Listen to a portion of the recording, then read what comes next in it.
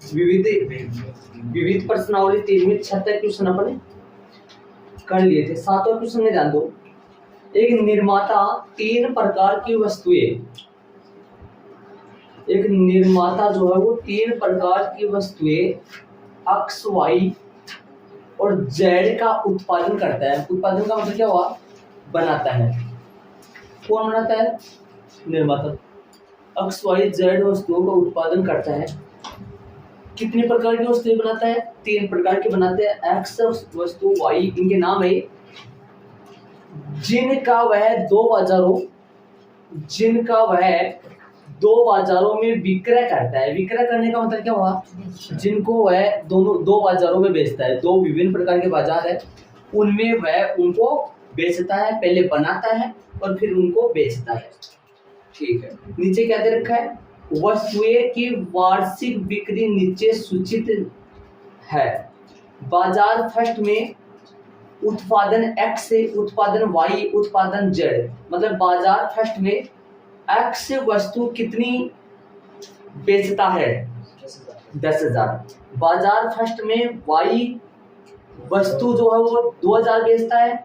बाजार फर्स्ट में Z वस्तु 18,000 बेचता है और सेकंड में 6,000, 20,000 और 8,000 बेचता है। समझ गए होंगे? तो ये जो पहला जो आयु बनेगा वो उत्पादन का बन जाएगा, उत्पादन का आयु बन जाएगा। और ए में अपन बाद में पढ़ेंगे। तो उत्पादन का आयु बना लो तीनों प्रकार की वस्तुओं के उत्पादन का आयु। तो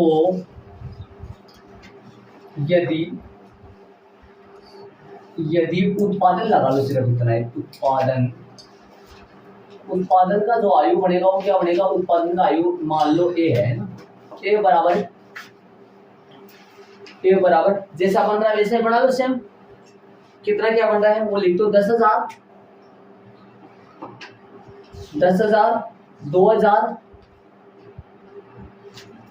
2,000 और 18,000। ठीक है, और 6,000,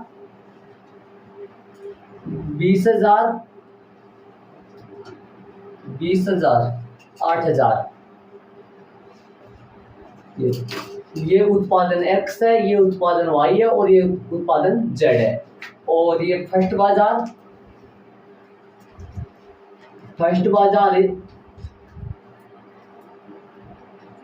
में बिक्री की वस्तुएं है और ये सेकंड बाजार में बिक्री की वस्तुएं हैं। ठीक है, ये अपने को दे रखा है। अब चलेगा ए वाला क्वेश्चन। में देखिए, ये अपन ऊपर आ गए। ए वाला प्रश्न चलेगा। 10,000 है शुरू में, यहाँ पर 10,000 है, यहाँ 10,000 है। 10,000, 2,000, 18,000, 6,000, 20,000, 8,000। ठीक है, अब ए वाला क्वेश्चन की बात सुनिए। इसको पहले समझ लीजिए। ये क्या है? ये है X वस्तुएं, Y वस्तुएं, Z वस्तुएं। और फर्स्ट बाजार में बिक्री वाली वस्तुएं है, नीचे ऊपर वाली, और नीचे वाली है सेकंड बाजार में बिक्री का मतलब जो बिक गई, जो बेची गई है वो वस्तुएं है। ठीक है, और जो उत्पादन होगी उनका भी है उत्पादन, ये बनाता है वो निर्माता। ए वाला देखिए, यदि X, Y तथा Z की प्रत्येक इकाई का मतलब हुआ एक वस्तु का विक्रय मूल्य कितना है? X, Y, Z की प्रत्येक इकाई का विक्रय मूल्य क्रमशः X प्रकार की एक वस्तु कितने रुपए में बेचता है? 2.5 रुपए में बेचता है। Y प्रकार की एक वस्तु कितने रुपए में बेचता है? 1.5 रुपए में बेचता है। और Z प्रकार की एक वस्तु 1 रुपए में बेचता है। तो प्रत्येक बाजार में कुल आयु बीजगणित की सहायता से ज्ञात कीजिए। प्रत्येक बाजार में कुल आय ज्ञात करो, उसको टोटल कितने रुपए प्राप्त हुए बेचने पर। देखो ध्यान से सुनना। जैसे मैं बात करूं, देखो ये 10,000 किन से गुना होगा? अब बताओ, फर्स्ट बाजार में जो X वस्तु 10,000 बेची, ये कितने से गुना होगा? कितनी वस्तु है X प्रकार की? X प्रकार की 10,000 वस्तु है। एक वस्तु कितने में बेचता है? 2 0.50 मतलब 2.5 रुपए में, समझ गए होंगे। तो ये किससे गुणा होने वाला है? 2.5 से। और ये किससे गुणा होने वाला है? 1.5 से गुणा होगा, ये 1 से गुणा होगा। तो ये गुणा कब होंगे? ध्यान से सुनो, ये गुणा कब होंगे? ये पहली पंक्ति किन से गुणा होंगे? स्तंभ से गुणा होंगे। तो उनको कैसे लगाएंगे? अब जो विक्रय मूल्य से बना, यदि विक्रय मूल्य से जो बढ़ेगा ना, विक्रय मूल्य से आयु बढ़ेगा, उसको भी मान लो। विक्रय मूल्य से आयु क्या बढ़ेगा, उसको भी मान लो। बताओ इसको किस रूप में डालोगे? या तो ये तो बढ़ेगा मान लो 3 गुणा 1 का, ये बढ़ेगा मान लो 1 गुणा 3 का। कैसा डालोगे उसको, वो आपको पता लगाना है उस चीज का, ताकि गुणा हो जाए दोनों, है ना, ताकि दोनों गुणा हो जाए। किस तरीके से डालना है? 2.5 2.5 है और 2.5 है ना, 2.5 50 1.50 और 1.00। या तो ऐसे डालना है या फिर वैसे, बताओ, ताकि गुणा हो जाए। ये कितनी कोटि का है? ये कोटि का है 2 गुणा 3 का, 2 गुणा 3 का। स्तंभ कितने हैं? 3। पंक्ति भी क्या चाहिए? 3। ये सही रहेगा, समझ रहे हो आप? वो नहीं दे सकता, क्योंकि वो ले लेंगे तो फिर गुणा नहीं हो पाएगा, तो ये लेना पड़ेगा। कैसे लगाऊंगा? 2.50, इसमें इसकी पंक्ति इसकी स्तंभों की संख्या और इनकी पंक्तियों की संख्या आपस में क्या होनी चाहिए? बराबर। इसमें स्तंभ कितने हैं? 3। 10,000, 2,000, 18,000, 3 स्तंभ हो गए, तीनों पंक्तियों से गुणा होंगे। तो 1.50 और 1.00, ये अपना बी आयु हो गया विक्रय मूल्य का। ठीक है, अब अपन विक्रय मूल्य से वस्तु को गुणा कर देंगे तो कुल आय आ जाएगी। प्रत्येक बाजार है, प्रत्येक बाजार में कुल आय आता है। प्रत्येक बाजार आता है कुल आय का, आता है कुल आय। कुल आय के लिए सी आयु ले लो, और ये कब आएगा? जब ए मल्टीप्लाई क्या करूंगा? ए बी निकाल दूंगा। ए बी निकालो। ए के लिए 10,000, 2,000, 18,000, 6,000, 20,000, 8,000 और ये कितना है? 2.50, 1.50 और 1.00। कर लो गुणा। कितनी कोटि का आएगा वो भी देख लो आप। नया जो आयु ए बी आएगा वो कितनी कोटि का आएगा? ये कितनी कोटि का है? ये है 2 गुणा 3 का, ये है 3 गुणा 1 का। जो नया आयु आएगा वो कितनी कोटि का आएगा? देख लो, नया आयु बनेगा वो 2 गुणा 1 कोटि का बनेगा। गुणा कर लो तो 2 गुणा 1 कोटि का बनेगा। करिए गुणा, 2 पंक्ति और 1 स्तंभ। 10,000 को गुणा करेंगे 2.50 से, 10,000 को 2.50 से गुणा करेंगे तो बताओ 25 वैसा वैसा, 1 जीरो ये रहा, 4 जीरो, कितनी जीरो होगी? 5 जीरो, जिनमें से 1 जीरो को मैं 2 जीरो को हटा दूं, सॉरी जोड़ भी होगा ना। 10,000 को 2.50 से गुणा किया तो मेरे पास 25,000 आ गए। ठीक है, आगे चलो। 2,000 को 1.50 से तो 15 दूनी 30, अलग से लगाओ, 15 दूनी 30 और 2 जीरो हट जाएगी, टोटल 4 है। 15 दूनी 30 हो गया, 3,000 हो गया, प्लस 18,000। बताओ आगे। इधर 6,000 को इनसे गुणा करो, 6 दूनी 12, 12 15 हो गया क्या? 15 हो गया, तो ये 15,000 हो गए, प्लस 2,000 को इनसे गुणा करो, 3,000 हो गए। 30,000 हो गए क्या? 20,000, 20 तो 30,000 हो गए, और प्लस 8,000 को इनसे गुणा करोगे तो 8,000। बताओ तो, अब जोड़ दो इनको, जो आयु बनेगा वो कितना बनेगा? 25,000।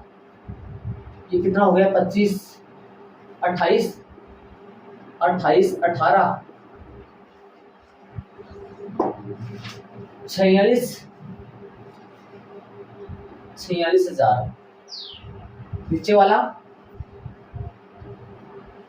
30,000 ये रहा, 15,000 ये, 30 और 15 45, 45 और 8 53। ये लो, फर्स्ट बाजार में इतनी बिक्री हुई, इतने रुपए की बिक्री हुई, और सेकंड बाजार में इतने रुपए की बिक्री हुई। तो आपसे मैं पूछना चाहूं, क्या ये बनाते समय उसको लागत भी तो आई होगी? ये तो टोटल रुपए है उनके भाई, जो लाभ है प्लस जो लागत वो टोटल है। तो बताओ फर्स्ट बाजार से उनकी कितनी बिक्री हुई, उस सेकंड बाजार से, प्रत्येक बाजार में कुल आय। तो लिख दो, अतः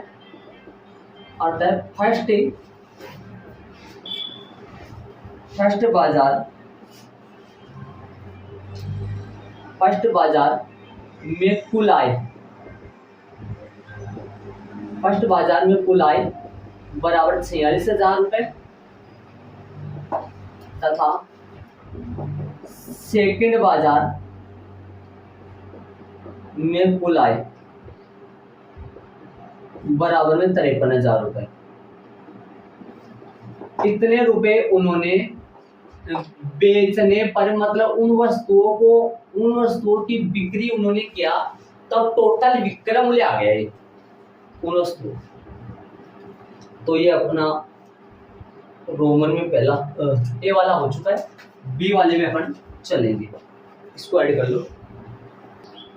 बी वाला क्या बोल रहा है, यदि उपयुक्त 3 वस्तुओं की प्रत्येक इकाई की लागत का मतलब उनको बनाया तब उनके खर्चा आया होगा, वो लागत मतलब कितने लग गए बनाने में।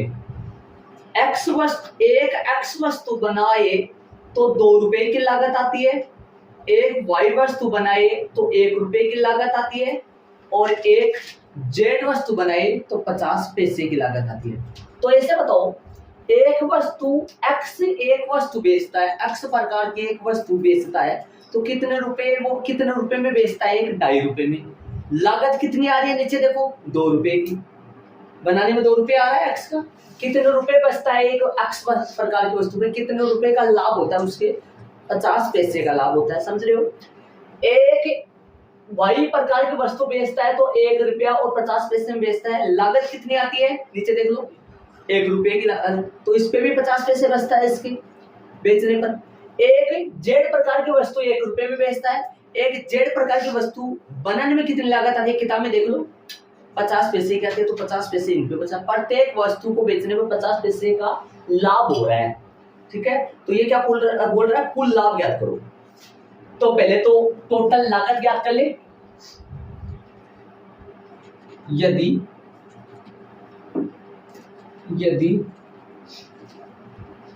क्रय मूल्य लिखते हैं इसको, है ना, क्रय मूल्य किससे डिनोट कर दूं? डी से डिनोट कर दूं, लगातार ABCD। क्रय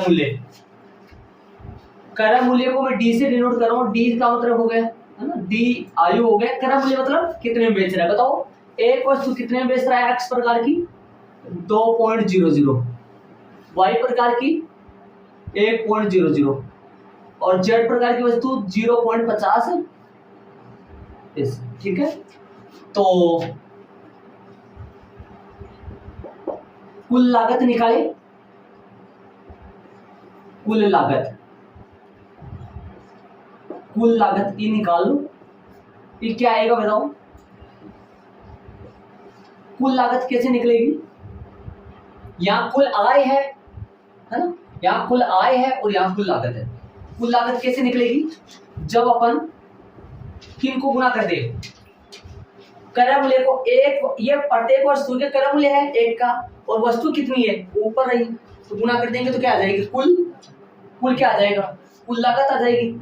कुल लागत कितनी आएगी बताओ, कितने रुपए खर्च आएगा उनका, कुल लागत आ जाएगी। CD करूं, AD करूं या DA करूं, वो बताओ आप। AD करूं या DA करूं, कौन सा परिभाषित होगा? वो कितने का है, 2 गुना 3 का, ये कितने का है? सेम ऐसा प्रोसेस है, ऐसा ही होगा इसी तरीके से। क्या करना पड़ेगा, एडी करो या क्या बताओ? तो एडी करें, एडी को गुना कर दो। ए क्या है, ए अपने पास है, ए 10,000, ए 10,000 है, 2,000,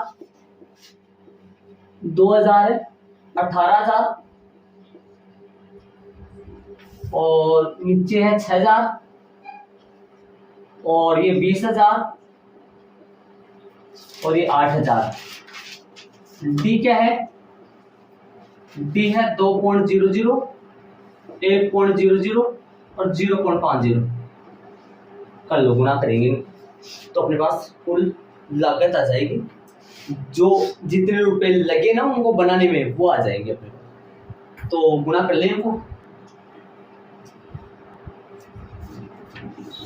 10,000 को 2 से 20,000 हो गया, 2,000 को 1 से प्लस में 2,000 सेम रहेगा, 18,000 को 0.50 से कितना आ जाएगा, आधा, प्लस में 9,000 हो जाएगा।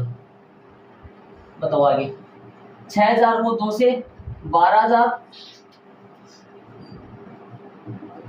प्लस 2,000 को 20,000 का 20,000,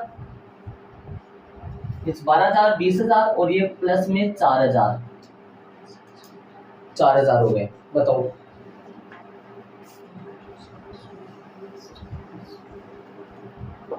ऐड करेंगे कितना बन गया, 20,000, 20,000 तो ये हो गया, 9 तो 11, 31,000 हो गया क्या, कितना हो गया, 31,000, 20,000, 9,000, 2,000, 12,000, 20,000, कितना हो गया, 36,000 हो गया क्या, 20, 32, 4, 36, 36,000 हो गया।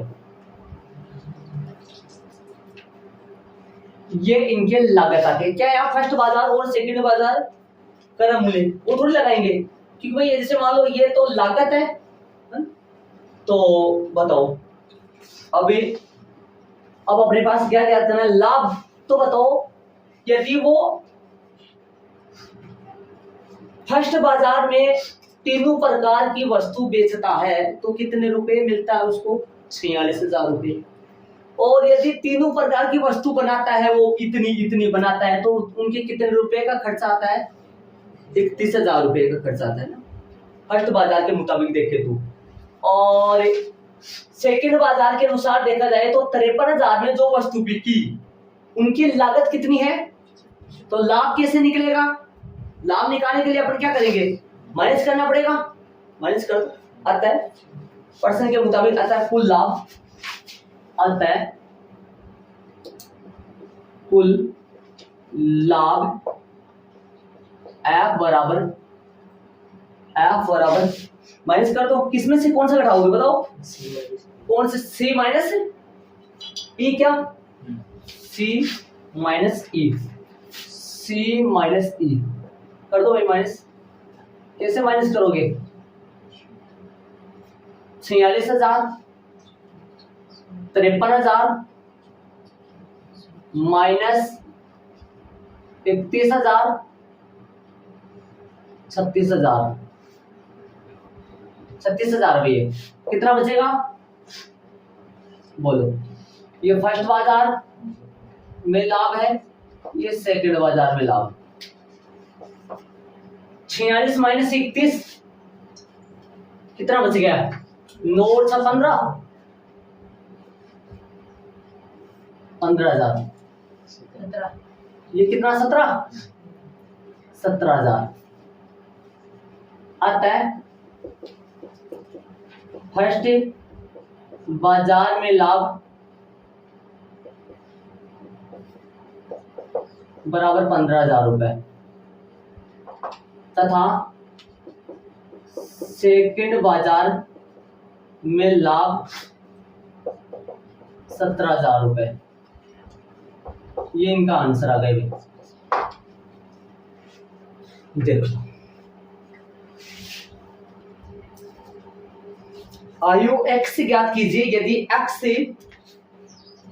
गुणा में ये है, बराबर में ये। अब ये बताओ मेरे को, अक्स कितनी कोटि का माने, ये ध्यान दो, ये कितनी कोटि का है, ये है 2 गुणा 3 का। अब सुनना, इन दोनों को गुणा करूंगा, ये दोनों आपस में बराबर है, तो इन दोनों को गुणा करूंगा ना, इन दोनों का गुणा करूंगा, इन दोनों को गुणा से जो आयु आएगा वो 2 गुणा 3 का ही आएगा पक्का। ये तो बात समझ लो आप पहले तो।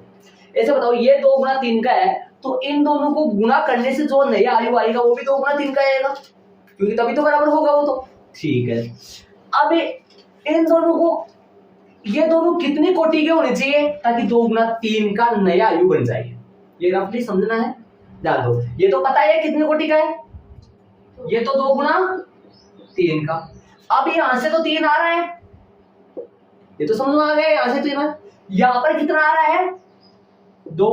अब ये 2 आ रहा है, तो समझ गए होंगे अक्ष के स्तंभ कितने होंगे, 2 होंगे ना भाई। इसमें पंक्ति 2 स्तंभ 2, और गुणा में कितना लगाऊं। अब बताओ, ये 2 कहां से आया होगा, स्तंभ थोड़ी आया होगा, पंक्ति आया होगा, तो बताओ यहां पर कितना लगाऊंगा। अरे यहाँ 2 कैसे ले लिया, इसमें पंक्ति कितने हैं 2, तो स्तंभ भी तो 2 ही होंगे, तभी तो गुणा हो पाएंगे, तो ये तो मैच हो गया। अब जो नया आयु बढ़ेगा, यहाँ से 3 गया, यहाँ से 2 गया, तो बोलो यहाँ पे भी कितना आएगा 2। बोलो एक्स आयु कितने कोटि का मानना पड़ेगा, 2 गुणा 2 का। ये रफली समझने का काम है, वापस सुन लो, ये 2 गुणा 3 का, तो ये भी 2 गुणा 3 का, ये 3 तो इधर से आया और 2 इधर से आया, बीच में 2 2 बराबर होना चाहिए। तो बताओ, माना कि x कितना आएगा, माना कि x बराबर क्या मानूं, स्मॉल एक्स वाई जेड या स्मॉल एबीसीडी, कैपिटल तो नहीं लेना है, ध्यान रहे ना। तो क्या लो, बोलो स्मॉल लेना है ना, ए बी सी और डी, ठीक है, लगा दो। अब प्रश्नानुसार दे रखा है अपने को, क्या दे रखा है प्रश्नानुसार, प्रश्नानुसार दे रखा है एक्स से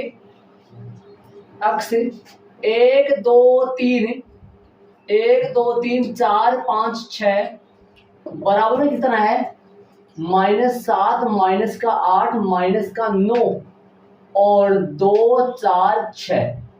ये लो, करो भाई गुणा, अक्स की जगह लगा दूं, क्या लगाऊं, ए बी सी डी, और ये लगा दूं बारीक बारीक हल्का हल्का,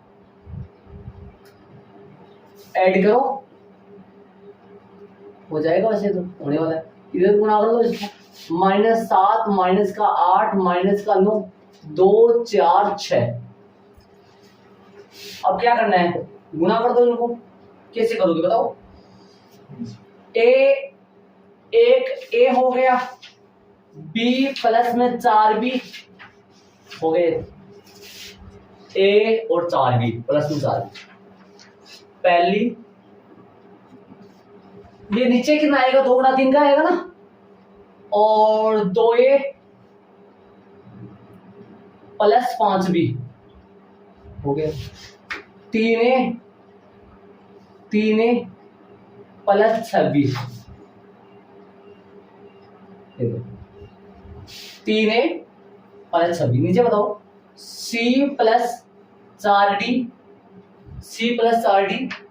cd को 1 4 से, c को 2 से 2c, d को 5 से 5d, c को 3 से 3c, c को 3 से 3c, d को 6 से 6d, बराबर कितना है, -7 -8 -9 और 2 4 और 6। समझ गए होंगे, नया आयु कितने कोटि का आ गया, बन गया कितने कोटि का आ गया नया, ये भी 2 गुणा 3 का, वो भी 2 गुणा 3 का। यहां ये दोनों आयु समान है, इसलिए इनके संगत अवयव भी समान होंगे। चलो, भी समान होंगे, बताओ तो अर्थार्थ में क्या आएगा, अर्थार्थ में बताओ, a प्लस में 4b बराबर में माइनस का 7 समीकरण नंबर 1। a प्लस में 4b बराबर माइनस 7 समीकरण नंबर 1 और 2a प्लस में 5b बराबर माइनस का 8 समीकरण नंबर 2। समीकरण 1 का 2 को लिख लो, 2 तो सही है, a का मान उठा लो। a का मान कितना है? माइनस का 7 माइनस का 4b प्लस का 5b बराबर माइनस का 8। समीकरण नंबर कहां से डाल दिया मैंने? 1 से। किसका मान? 1 का मान। माइनस 7 माइनस 4b माइनस का 14 हो गया और माइनस का 8b प्लस का 5b माइनस का 8 कितना हो गया? माइनस का 3b माइनस का 8 माइनस का 3b माइनस का 8 और प्लस का 14। तो माइनस का 3b बराबर प्लस का कितना हो गया? 6। तो b का मान आ गया माइनस का 2। b का मान माइनस का 2 आ गया। आंसर मैच करो, b का मान माइनस का 2 आ गया। ये रफली है, ऐड करना चाहो तो इसके आजू बाजू ऐड कर लेना इसको, या लिख लेना इसका रीजन है x 2 कोटि का क्यों माना है मैंने, ये ध्यान दे लेना। आपको नहीं लास्ट में समझ में नहीं आएगा x 2 कोटि का क्यों माना। हाँ भाई, समीकरण नंबर कौन से 1 से या फिर 2 से? 1 से a प्लस में 4b बराबर माइनस 7, a वैसा वैसा 4 गुना माइनस में 2 माइनस 7, a बराबर माइनस 7 प्लस में 8 1। a का मान 1 आ गया। अभी 2 समीकरणों से COD निकालेंगे। तो मैंने 3 और 4 समीकरण बनाए इनसे, और समीकरण नंबर 3 से c का मान रख दिया 2 माइनस 4d। हल कर लो, 2 दूनी 4 माइनस का 8d प्लस का 5d बराबर में 4। कितने d बचेंगे? माइनस के 3d प्लस के 4 माइनस के 4 0 आ रहा है क्या? लग नहीं रहा यार, 0 आ रहा है। b का मान 0 आ रहा है। और समीकरण नंबर कौन से 3 से या फिर 4 से? 3 क्या कह रहा है? c प्लस 4d बराबर में 2। c तो सही है, 4 गुना 0 लगाओ बराबर में 2। बोलो c का मान कितना आ गया? 2 आता है। अभीष्ट आयु कौन है? x कैपिटल है, स्मॉल तो नहीं लगाना, ध्यान रहे। बराबर में कितना आएगा? 1 माइनस 2 1 माइनस 2 2 0 0 2। ये ले भैया आंसर। ठीक है, अच्छा क्वेश्चन है भाई ये। भाई x 2 गुना 2 कोटि का क्यों लिया? इसका कारण ये है, ये बना लो, एग्जाम में मत बनाना फिर आप। ये 2 गुना 2 का हो जाएगा, ताकि यहाँ से 2 2 तो ये 2 आएगा यहाँ से, और यहाँ से 3 आएगा। जो नया आयु आ जाए वो 2 गुना 3 का ही लाना चाह रहे अपन, ताकि ये दोनों आपस में कैसे हो जाए? ये दोनों आपस में कैसे हो जाए? बराबर। अपना समझने के लिए अपन बना सकते हैं ऐसा, एग्जाम में बनाने मत बनाना फिर, ताकि ये 2 गुना 2 इसलिए लिया, ये समझ में आ जाएगा। बॉक्स बना के आप ऐड कर लो, और नहीं करो तो आपकी अच्छी बात है, लेकिन एग्जाम में तो मत करना, वैसे समझने के लिए कर सकते हो। चलिए आगे क्वेश्चन नंबर 9 में। क्वेश्चन नंबर कौन सा? 9 में ए दे दिया इस प्रकार है कि a स्क्वायर बराबर आई, a स्क्वायर निकाले। a स्क्वायर बराबर क्या होगा? a डॉट a क्या है? Alpha beta gamma minus alpha, और alpha beta gamma minus alpha. अब एक गुणा करो, अल्फा गुणा alpha, alpha square beta gamma plus में बीटा गामा। ठीक है, चलिए आगे। अल्फा को बीटा से अल्फा बीटा, बीटा माइनस में अल्फा बीटा। ठीक है, और इधर बताओ, गामा को अल्फा से alpha gamma, alpha gamma minus में अल्फा गामा, अल्फा बीटा से beta gamma beta gamma minus minus plus alpha square. तो लास्ट एक लाइन और लिख दो, ये तो सेम रहेगा alpha square plus beta gamma, और ये कट के जीरो बन जाएगा, ये भी कट के जीरो बन जाएगा, और ये क्या बनेगा बीटा गामा प्लस में एल्फा स्क्वायर प्लस है। चलो ये ए स्क्वायर का मान आ चुका है, ये दोनों सेम ही है ना, क्या फर्क है ना, बस आगे पीछे लिखे हुए। अब अपने को प्रश्नानुसार रखा है, उसमें मैं मान रख दो प्रश्नानुसार, क्या दे रखा अपने को, ए स्क्वायर बराबर में क्या आ रहा है आई, ए स्क्वायर कितना अपन निकाल रखे एल्फा स्क्वायर प्लस में beta gamma zero zero, beta gamma plus में एल्फा स्क्वायर बराबर में आई कितनी कोटि का ले, आई कितनी कोटि का लेंगे, 2 कोटि का ना, तो लगा लो 1 0 0 1, ये लो भाई हो गई बराबर। यहां दोनों आयु समान है, आयु समान है, इसलिए इनके संगत अवयव भी समान होंगे, इनके संगत अवयव भी समान, अर्थात लगा के बताओ, कोई भी एक ले लो है ना, सबको लेने की जरूरत नहीं है, सेम ही है, सारे सेम ही है, 2 तो 0 0 आ रहे हैं, और सर तो क्या लोगे एल्फा का स्क्वायर प्लस में बीटा गामा बराबर में 1, बताओ अब ये विकल्प में खोजो जरा,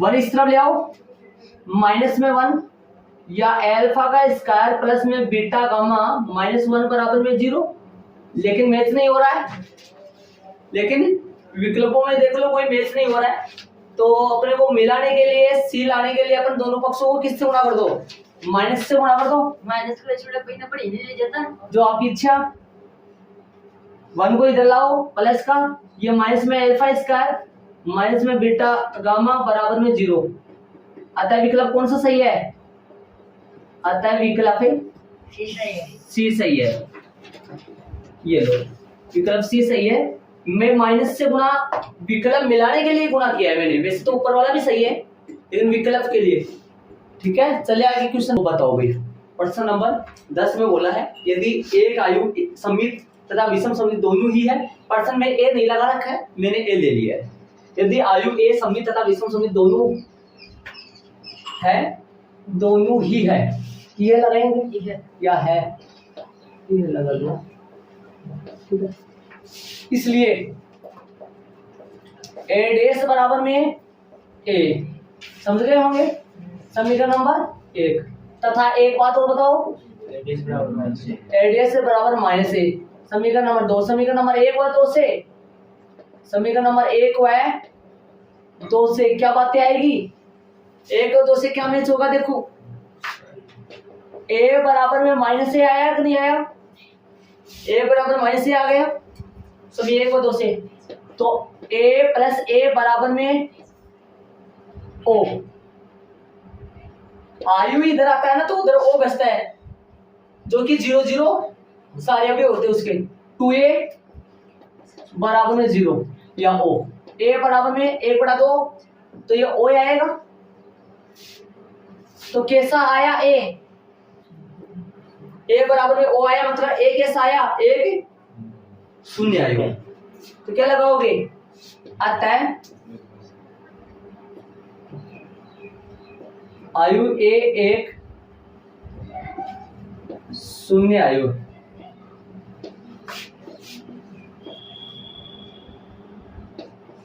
विकल्प बी है क्या सही, बी सही है, अतः आयु ए 1 0 आयु है, विकल्प बी सही है। करोगे प्रश्न नंबर 11 में ए स्क्वायर बराबर ए दे रखा है, अपने को इसका मान फाइंड करना है, सर्व समीकरण लगा दी मैंने, बताओ ए मींस कौन है, यहाँ ए का मतलब आई और बी का मतलब कैपिटल ए, लगा दूं, बताओ कहां लगाऊं, ए मतलब स्मॉल ए मतलब आई का होल क्यूब 3a, आई का square b a, 3a, a मतलब आई, b मतलब 1 का स्क्वायर प्लस में a का कैपिटल A का क्यूब। बताओ 1 का क्यूब, आई का तो आई क्यूब। अब मेरी बात सुनो, ए ले लू मैं 1 0 0 1 और ए स्क्वायर निकालना चाहूं, बताओ क्या आएगा? ए स्क्वायर निकालना चाहूं, निकाल के बता दो एक बार, आपको दिक्कत आ जाएगी वरना आपकी। 1 0 0 1 है और 1 0 0 1 गुणा करो, फटाफट कर दो जल्दी से, क्या आएगा बताओ? 1 आएगा क्या? इधर आगे बताओ, 0 आ जाएगा। अब की बात तो 0 हो गया ना, इधर समझ रहे हो? 0 इधर आगे 1, बोलो ये आया ना। और 3 बार करोगे तो भी ये आएगा। यदि सॉरी क्या लगा दिया मैंने यहाँ, क्या लगाना था? आई स्क्वायर आई क्यूब आई की पावर 4 कितने बार गुणा कर लो आई आता है, तो मतलब यहाँ की कितना मान हो गया? 1 आई क्यूब का आई हो गया प्लस 3 आई ए, ये आई हो गया और ए का ए plus 3 I A square means ए। एक बार ए स्क्वायर मीन्स आगे रख देंगे क्या? यही रख रहे हो? रख दिया। इसको भी तोड़ो, इसको भी तोड़ दो। एक बात लिख दो यहाँ, आई क्यूब मीन्स आई और I square means I. A square बराबर है तो लिखा नीचे लिख देता हूँ, इसमें भी लिखूंगा मैं, इसलिए। अब बताओ सर। हाँ 7 तो 4 7 ओ सो 7 भूल गया क्या? सोच भाई 7 लगाओ यार, तो यार माइनस का 7 चल रहा है तो -7 तो लगाओ भाई, सही कह रहे हैं। -7 लगाओ, चूंकि में आगे लगा दो आई स्क्वायर बराबर में आई और आई क्यूब बराबर में भी आई, एक लगा दो दोनों से, कोई दिक्कत नहीं, समझने के लिए। चलो आगे। अब बताओ यदि आपको कोई बोले एक को आई से मल्टीप्लाई करो, तो दिमाग लगाओ, एक एक से कोई प्रभाव पड़ेगा क्या? ए आता है। एक को किसी से भी गुणा करो, आई का कोई प्रभाव नहीं पड़ता है, तो 3 आई ए मतलब 3 ए। कैसे? ए ले लो, 2 1 1 0 ले लो और ये इसके साथ आई वो लगा लो, आई ए आई कर दो, 2 1 0 2 1 1 0 और यहाँ लगा लो 1 0 0 1। अब इनको गुणा करेंगे ना अपना ए आएगा, पक्का ए आएगा, आई का कोई प्रभाव नहीं पड़ेगा। यहाँ करो, 2 को 1 से 2, 1 को 0 से मतलब 2 ही हो गए, 2 को 0 से ठीक है, और 1 को 1 से 1 हो गए, 1 0 को तो यहाँ 1 आएगा और 1 0 को इनसे करोगे तो 0। बोलो क्या आया? मतलब आई के साथ कोई भी आयु गुणा हो जाए तो वो आयु आता है, आई का कोई प्रभाव नहीं पड़ता है। तो आई और ए मीन्स क्या हो गया? 3a। 3 तो पढ़ा है वैसे ही। आगे बताओ ये क्या बन गया? 3a स्क्वायर, इन दोनों की जगह अपन क्या रख देंगे? a। समीकरण नंबर 1 से आई तो इनके अंदर चला गया, आई तो वैसे ही ना, तो क्या हो गया? a प्लस ये भी गुणा होके क्या बन गया? a और a। किनका मान है? a स्क्वायर मीन्स कौन सा a? शुरू वाले a और माइनस का 7a और समीकरण नंबर कहां से? समीकरण नंबर 1 से। और एक बात और लिख दो, आपकी बात में समझ में आएगी, तथा आई ए बराबर में a ही होता है, ये बात और लिख दो ताकि आपके समझ में आ जाएगा। अब बताओ आगे अगली लाइन में चलेंगे, एक एक लाइन में ध्यान देना कैसे क्या हो रहा है, सवाल थोड़ा अच्छे लेवल का है। करो, आई तो सही है, 3a कितना ए हो गया? 6a प्लस ए स्क्वायर मीन्स ए। पहले ए स्क्वायर बनाओ भाई, और माइनस का 7a। अगली स्टेप में i का i 6 a square means minus का बच जाओ 7 से 6 हाँ बच जाए वो तो अगली यहाँ पे देख लो एक बार a माइनस का 7a। तो यहाँ a कहाँ से आया a समीकरण नंबर 1 कहाँ से भाई समीकरण नंबर 1 से। तो ये अपना कितना हो गया ये सारा कट जाएगा i प्लस में 7a माइनस में 7a माइनस का 7a काट सकते हैं आप तो i आ जाएगा। विकल्प कौन सा सही है विकल्प सी सही है आता है विकल्प सी सही है। ये लो भी नए सिलेबस का चैप्टर नंबर कौन सा तीसरा कंप्लीट हो गया है। एक क्वेश्चन करवा दिया मैंने। तो कल से अपन चैप्टर नंबर 4 स्टार्ट है।